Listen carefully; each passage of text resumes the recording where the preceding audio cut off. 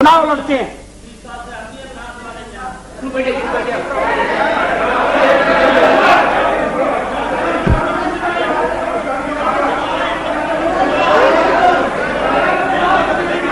Please अध्यक्ष महोदय, please have patience to listen.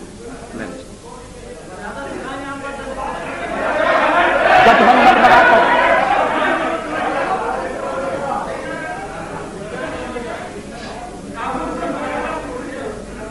जनादेश कांग्रेस के खिलाफ है।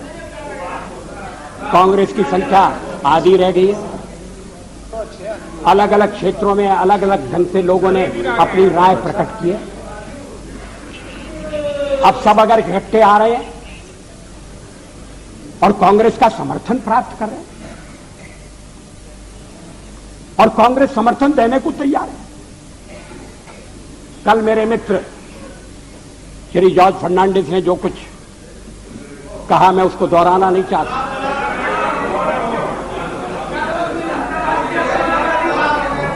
अगर आप चाहें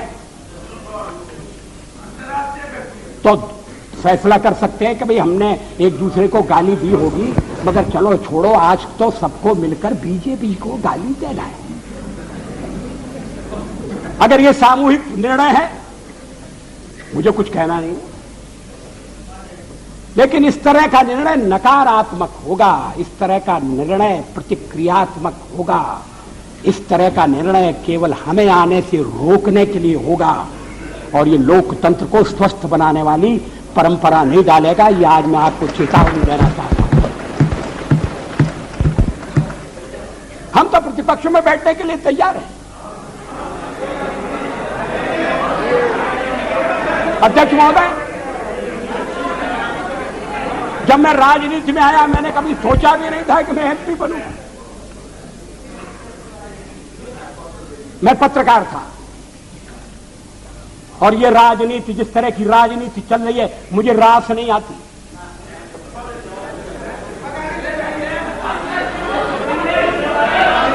मैं छोड़ना चाहता हूं, मगर राजनीति मुझे नहीं छोड़ती।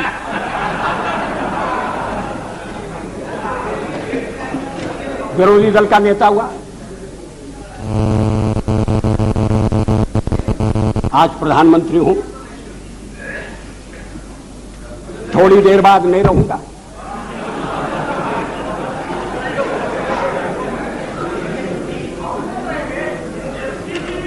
प्रधानमंत्री बनते समय कोई मेरा हृदय आनंद से उछलने लगा, ऐसा नहीं हुआ।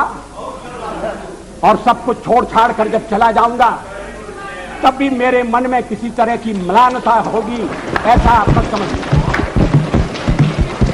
लेकिन फिर मैं कुछ मुद्दों को उठाना चाहता हूं। हमारे फिर एक दूसरा आरोप लगाया जा रहा है, आरोपों की झड़ी लगाई जा रही है।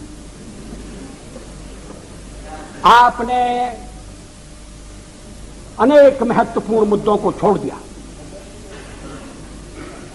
राष्ट्रपति के अभिभाषण में राम मंदिर की चर्चा नहीं है, 370 धारा समाप्त करने का उल्लेख नहीं है और शादी ब्याह के समान कानून बनाने के बारे में भी जिक्र नहीं है। आपने स्वदेशी का भी परित्याग कर दिया और ये बातें इस तरह से कही गई हैं जैसे ये बातें कहने वाले हमारे इस परित्याग से बड़े दुखी हैं। वो तो इन बातों की आलोचना करते रहे हैं, हमें इसलिए दोषी ठहराते रहे हैं कि हम राम मंदिर बनाना चाहते हैं। 370 हम खत्म करने की बात कर रहे हैं। हम देश की एकता कैसे कायम रखेंगे? शादी ब्याह का समान कानून हो, भले ही संविधान में लिखा हो, भले ही सुप्रीम कोर्ट ने मोहर लगा दी हो, आप कैसे कह सकते हैं? और आप कहेंगे तो आप देश की एकता के तोड़क होंगे। और हम अगर कहते हैं कि नहीं, ये हमारे इस समय के कार्यक्रम में नहीं है, हाँ इस समय का इसलिए कि हमें बहुमत नहीं है। हाँ सही है, कोई छुपना छुपाने की बात नहीं।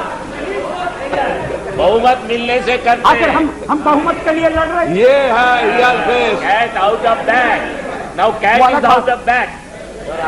आखिर हम बहुमत, आखिर हमें जो जनमत मिला है, अगर आपको आपको उस जन्म ने स्वीकार कर दिया है तो हमें भी पूरी तरह स्वीकार नहीं किया।